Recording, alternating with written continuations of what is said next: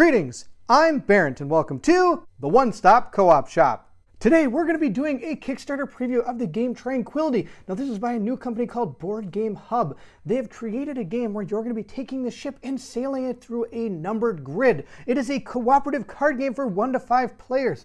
And in this game, players must fill the sea with islands to guide the ship home before any player runs out of cards.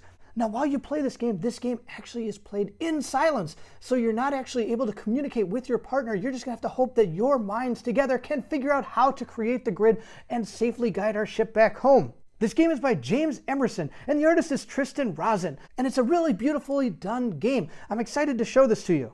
So if you're excited to see if we can get our ship through the grid, then I need you to meet me at the co-op shop.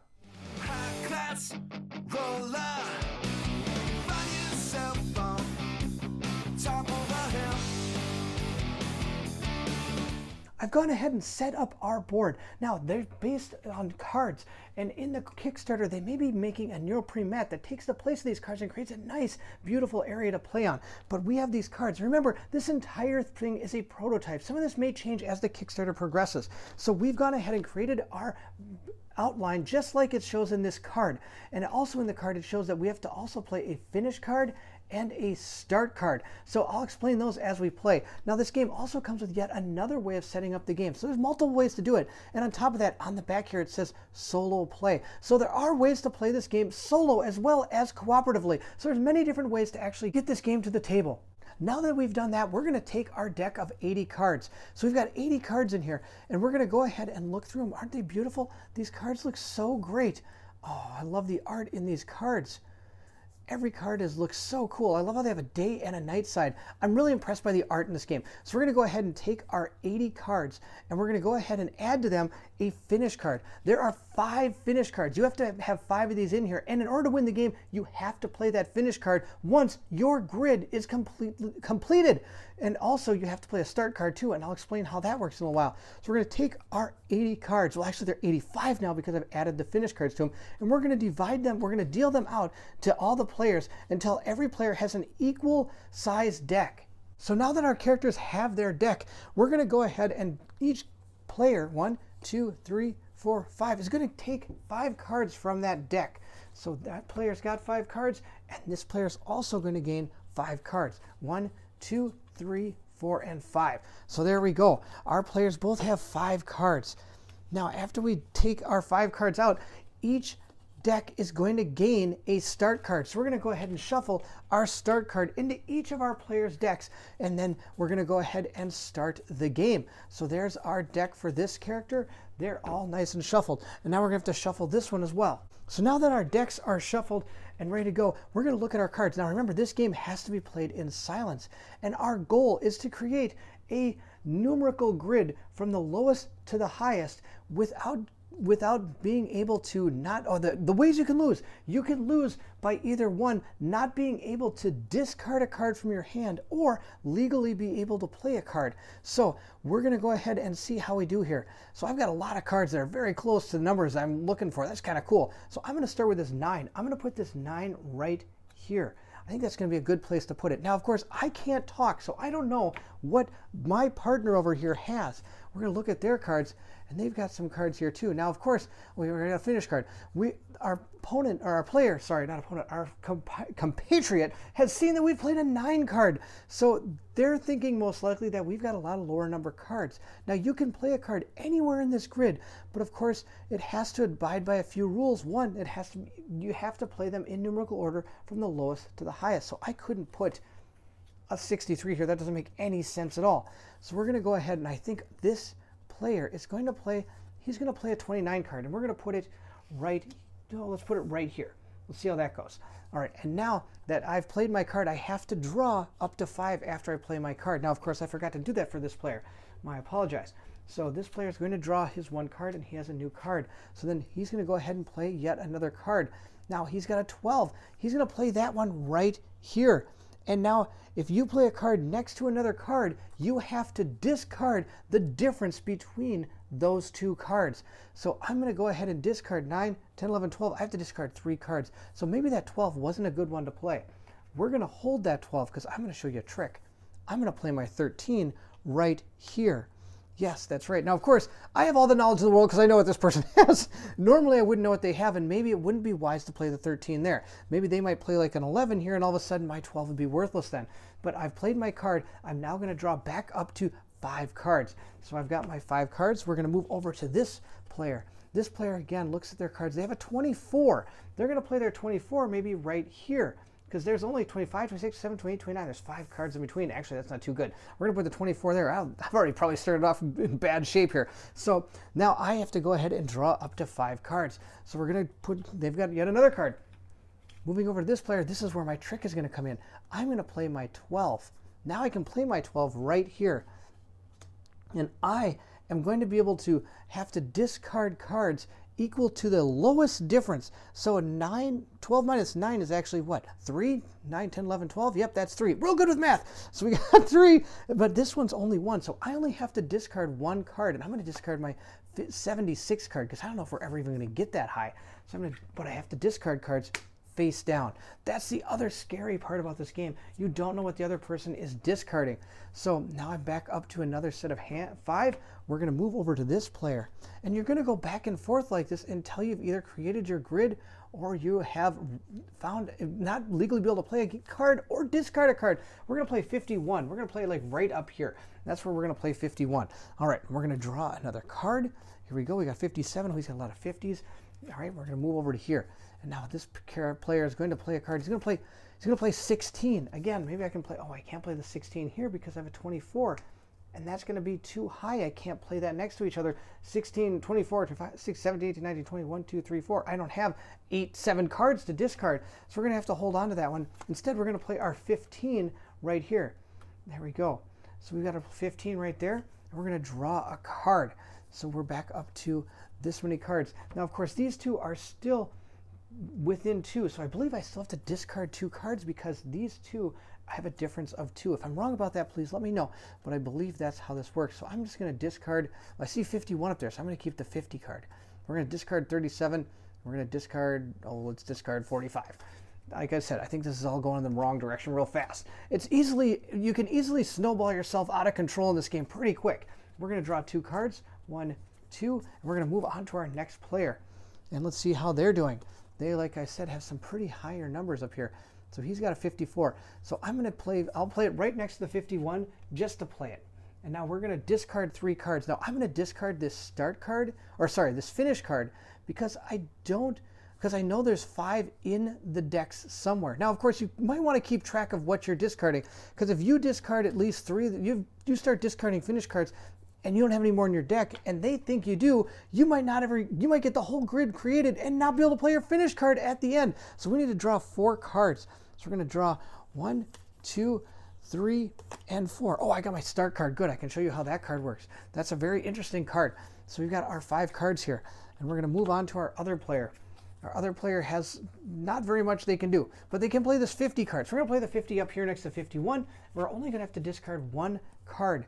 We're going to discard, I think we're going to discard our 16 because we know we can't play that here because I don't have enough space in between those cards. I actually don't know how I'm going to bridge that gap. I don't think I can legally. I think I've already lost the game. But we're going to go ahead and keep playing so I can show you exactly how this game works. So they're back up to 5 cards. Now, this player has their 5 cards. Only have 3. What did I do wrong here? Oh, I think I picked up the discard pile. So this player has his 5 cards. And one of them is that start card, which is a really important card to learn how to play. We're going to play, anybody can play their start card. And so once we play the start card, this is the only part of the game that you can talk.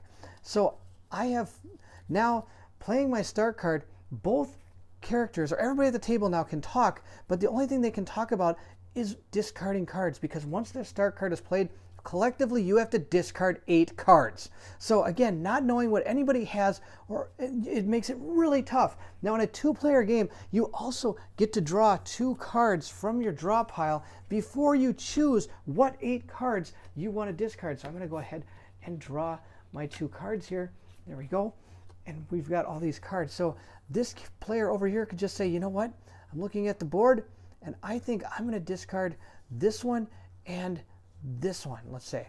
Okay, so he says, I'm going to discard 2 cards. And the other player goes, 2? That's all you can discard? That means I've got to discard, what, 6 cards? I don't think I can do that because some of my cards are really good. You go, I can discard, oh, I'll discard these 4, and then that brings us to 6. Is there any way you can discard any more cards?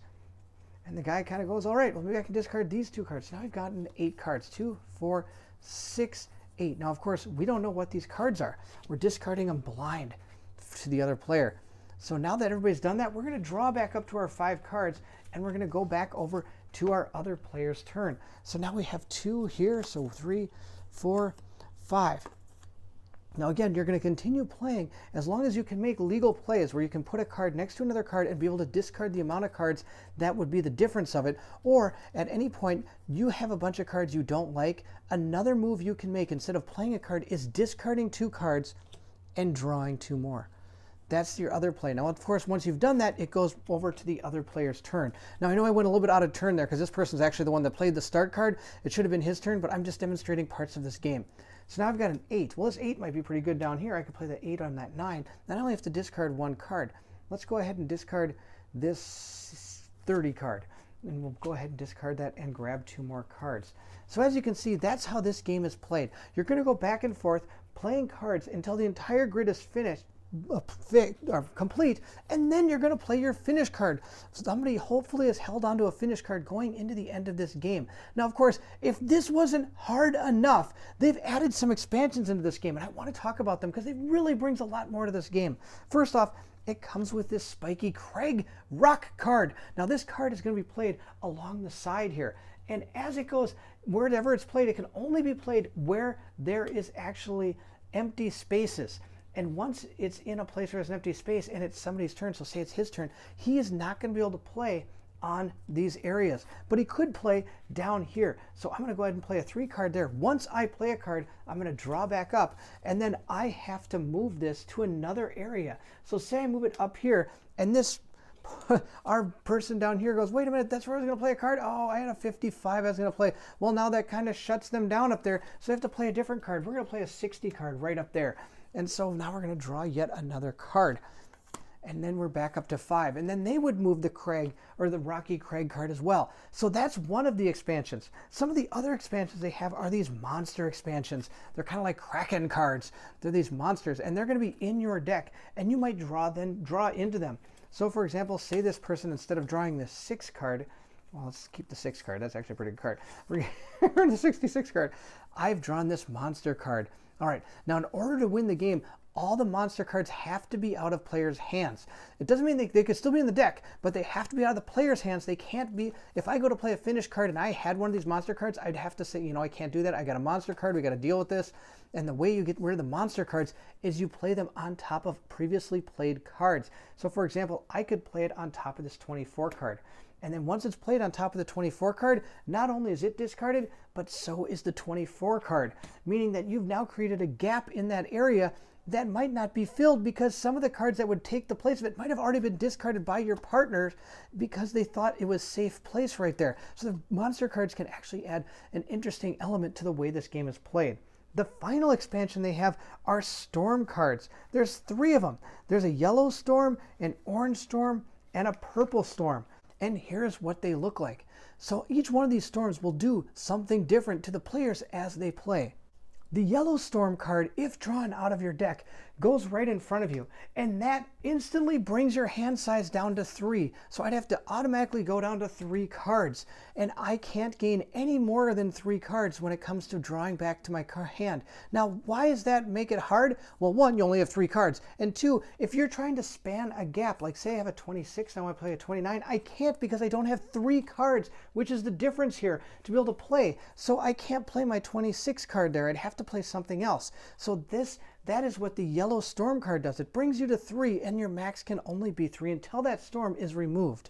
The next one is this purple storm. The purple storm is similar to the Rocky Craig, where you're going to put it in a row that has at least 1 empty space. Now, of course, once this is played, though, you cannot play a card in that row until this storm is removed. And I'll talk about how you remove storms in just a minute. So this is a pretty bad storm, because if you don't have a way of getting rid of it, that thing can just mess you up and pretty much lose you the game instantly. Because no matter how hard you try to create your grid, if you can't remove this card, you'll never be able to play in this place, so you can't actually win. The final storm is our orange storm card, and that again is going to be placed next to the player that drew it. And of course, whenever you draw a storm card, that storm card has to be played immediately. I know the monster cards, I said you can play them whenever, but the orange, yellow, and purple storm have to be played immediately when they're drawn. Now, what that does for you is that you're now looking at your hand of 5 cards. You get to keep all 5 with your orange storm. That's the good news. The bad news is the only place you can play a card is next to an already played card. You can no longer just play a card in the middle of the row here. I can't just play a 67 right here because it's not adjacent to another card. So I have to make sure that I'm playing a card adjacent. So I could play the 55 to here. That's perfectly legal with an orange storm card out. And then I could discard a card. I'll discard this 38 and then pick up another card. So you're still going to be gaining. Oh, I have to pick up 2. I forgot I had to discard 1.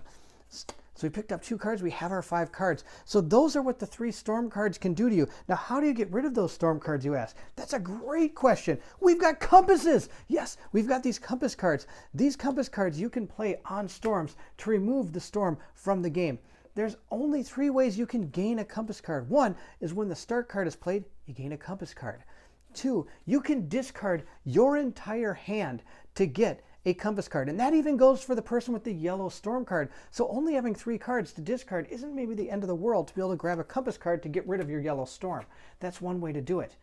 Now, of course, the other way you can gain a compass card is kind of tough to do.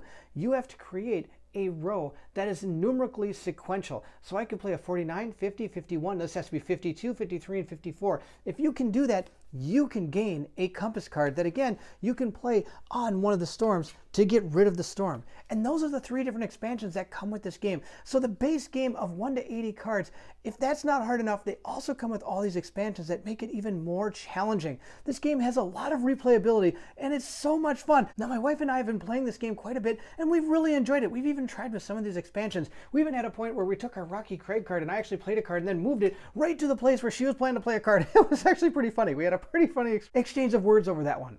I've also played this game with my kids as well, and we've worked really hard to try to understand how cards going next to each other work, and it's actually been a lot of fun trying to deduce where cards should be played so it can be played with kids. Of course, this game is for ages 8 and up, and I have a 9 and a 7-year-old, and we've actually had a pretty good time playing this game.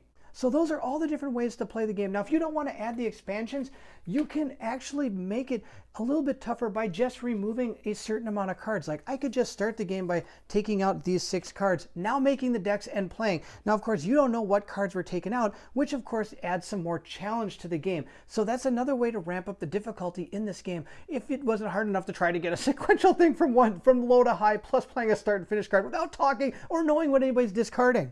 I hope my playthrough has helped you understand exactly what this game is about. And if you have any questions, please visit the Kickstarter page and ask the designers. They would love to answer your questions. Also, feel free to leave comments below, and I'll try to answer them the best I can as well. I hope this helps you make an informed decision on whether to back Tranquility. I've really enjoyed this game. Like I said, my wife and I have had a blast playing it, and I thank them for letting me have a chance at being able to demo this for their Kickstarter.